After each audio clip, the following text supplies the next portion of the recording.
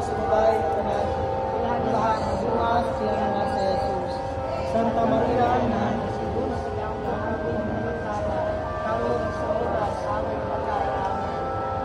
Sa matag pangamuyo ang inyong ubag. Amen. Ang atong Ginoong Kristo, manang ta kaninyo ang manalipod kaninyo. Amen. Magtunaw ta siya kaninyo ang pag-aga kaninyo. Amen. Pagsunod siya kaninyo ang paglikod kaninyo. Amen. Mag-amping, magbantay ta siya kaninyo, magpanalangin sa inyong araw.